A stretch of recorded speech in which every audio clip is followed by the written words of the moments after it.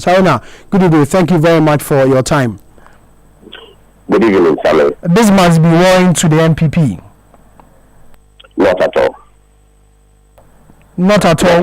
What exactly do you mean? Because Musa Dankwa in his Global Info Analytics predict a win for the NDC and a percentage of 53%. The key word here is predict. And the summary of the presentation are on ifs. What about if the if is not even? It's a good thing for him. He's been making polls, but I'm assuring you that we'll disappoint him this time. But the key issues that underlie every research is it's not sacrosanct, and he always have margin of errors. So I don't know the margin of error that he would put to it. And usually margin of errors ranges between 3 to 5%. And if his margin of error is 3, add 3 to 47, or add 5 to 47, and take that from the other. So it can still be within the research range. But I'm telling you confident that we will not win less than what NSC got, and that is 52%. We will not win less than that.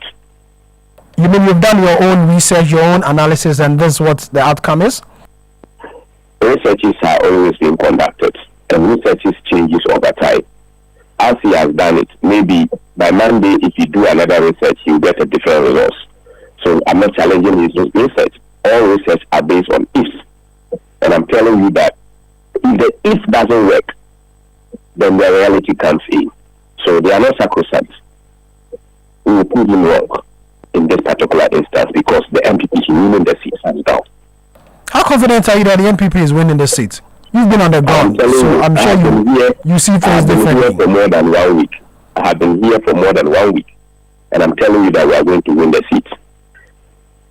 The challenges that are there are the issues that we are tackling. And the strategies that we are putting in will certainly give us that resource. Musa Dankwa's work says that your stronghold, which is the new Wenchi, MPP is losing grounds there. You are on the ground. Are you observing that? Is that what you're observing? I don't know which of the grounds he's talking about in New Wenchi. I have been in Wenchi. I have done door to door. We have done more than half of New Wenchi. We have 10 polling stations in New Wenchi and digitally 5 polling centers because of the groupings. And that can give you close to 6,000 votes. So I don't know which grounds he's talking about. I have been here. I stay here. I do most of the work here. I move from Wenchi. I go to Swabe. I go to Kusi. I move to Takoradi. I come back here. I do a lot of work around. And I don't know which Wenchi he's talking about. Takoradi is a stronghold of the NDC. That's where the candidate is coming. I can give you all the underlying effect of all these communities and the areas that I'm working in. And if certainly he said that we are not holding on to Wenchi, then it means that I would be doubting his research by 98%. His research also says that 7% of voters who voted for NSCUB in the last election have decided or will not disclose whether they will vote for the NPP's candidate or not. And he also says that about 24% of persons who voted for NSCUB in the last election have decided to vote for the NDC's candidate in this by-election. This should be one for the NPP. This is a perception. I cannot confirm that because I have not run that same research as he has done, and I'm not the variables that he has used is not available to me. I cannot test them because I should be able to test the variables and also get either the same or similar results. But I don't have those particular variables, and at this point in time, we are dealing with reality. So that's what I'm saying that we are going to produce a different result from what he has put out there. We will challenge him, and we are going to win the seat because the seat is not going anywhere. NPP is retaining this seat despite the strong force that is coming in from the NDC? We have shown strong force in Asinov. We have shown strong force in Asinov. Yes, you showed a strong. You did in Asinov, but yet you didn't.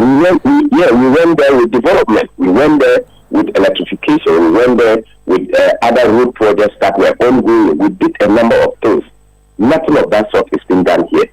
What the people know, the miners know, is that the prices of gold items have not reduced in the world markets. The NDC At the time we were leaving office, they were selling at 13,000. Now they are selling at 7,800.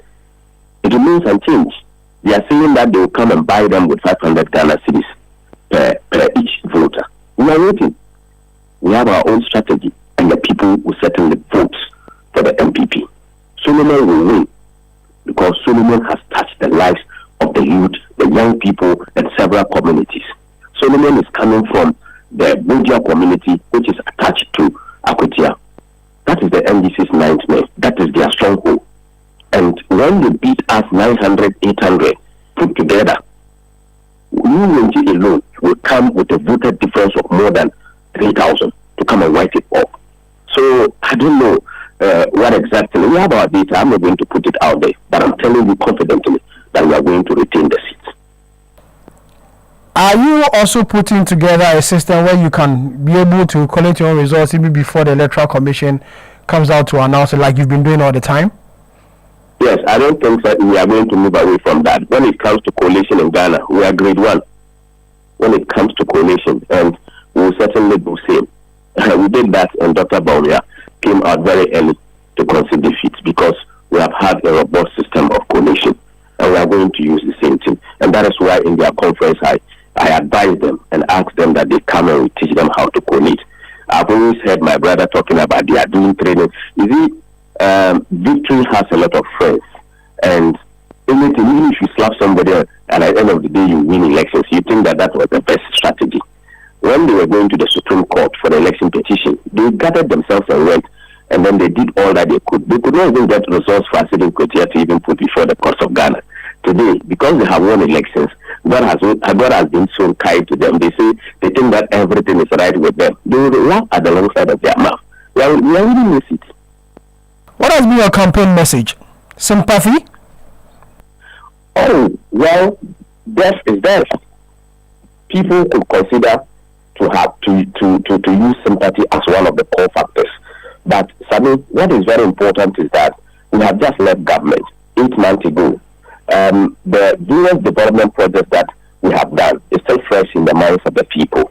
And the NDC looking at them, in their 2025 budget, there has not been any single project that has been put up to be developed within the Akwatia constituency. In the Big Push project for the mid-year budget, they have not put up anything for the good people of Akwatia. So it tells you that the NDC doesn't even have the Akwatia people in mind, and nothing of that sort has been done. Everybody in this country knows that when there is by-election that is coming, people always say that government are doing this, government are doing that. Akwatia is the only place that we are having by-election. The NDC is thinking about using money that they have deducted or saved from their hard-earned money that they should have paid to them, that they are going to use it to bribe them for them to pay. Hannah, don't you think, sorry to cut in, but don't you think the NDC or the government is taking lessons from previous instance where because of a by-election you see developments overnight and yet the people there will not vote for the incumbent party or the party in government? So the NDC is taking a cue from this. When you ask the Deputy Director of Election and IT, where the government is continuous, they were doing some certain things that the government of the NPP had left behind. Okay? They were continuing with such particular development project. And he was asked, he said that governance is continuous. All the development projects, all the road projects and hospital projects that we were doing were not projects that we started in the by-election. For example, if you go to Kumo, the Kumo hospital was started by the NDC. We came and completed it within the by-election period. Does it tell you that we had started a development project at that time? So are you telling me, or are they telling us that there were no development projects that started and are not continuing now? Why are they not interested to develop the good people, to develop Akwatia for the good people of Akwatia? Why are they not interested in putting that in the budget of the NDC? Why didn't they put it in the reviewed budget as well as the big push? They don't have any plan for them. So certainly for 1 year, for one calendar year, they don't have anything for the good people of Akwatia. And third, if you look at the candidate that we have put through, he's an entrepreneur. He has several companies, the Enyo Mining Company, where he has employed the multitude of people, close to 2,000, 3,000 people are working under him. He has touched several homes, and he has done so many youth-centered projects that are still in the minds of the people who are voting, whether NPP or NDC. They are within the company and they are working. So it tells you that the NPP have the greatest opportunity to win, because this is an election that we have won, and this is an election that the NDC is putting somebody who thought that the NDC candidate had won against NSCOMI. They were going to court here and there, and then at the end of the day, God has called the other candidate. Now we are going for by-election.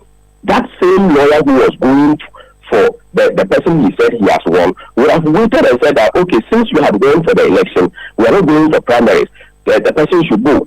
The lawyer came and contested against that person and used money under the influence of the national party and the government of the NDC to unseat that particular candidate. That confirms the fact that the person was not even fit and legitimate enough to even compete with NSCOMI. And that tells you also in humanitarian ground, he's a Judas. This is somebody. No, hold on. How is he a Judas? The NDC hold on. The NDC open nomination said persons who are interested in contesting the party's parliamentary primary should put their foot forward. The gentleman comes in. Remember that he was also a constituency secretary. He qualifies, he ticks all the boxes and says, I want to contest despite whatever. Why would you want to describe me as Judas? Because he was a lawyer for the candidate. He has no right to contest in an election which is supposed to be an open contest. He has no emotional intelligence. That is what he lacks. He lacks emotional intelligence. And if you analyze it and review it over and over again, you will get to understand that even if the MP gets to Parliament and they give the property or funds for Akwatia, he can divert such funds for his own personal interest. He views his own person that he thinks that the position should rather be him, not his client. Is that the MPP's campaign message in Akwatia? I am just telling you, I'm telling you how he lacks emotional intelligence. If somebody can lead you to court, says that this thing belongs to you, and later comes to step in your foot and says that he is rather fit and pushes you away and he's standing there, put yourself and analyze it on humanitarian grounds. Such a person can anytime take what doesn't belong to him, even if he's fighting on the cause of the larger population. He can deceive all of you and then take it at behind. So that's why I'm calling it Judas. Okay. Thank you very much for your time. Haruna Mohammed, Deputy General Secretary of the NPP in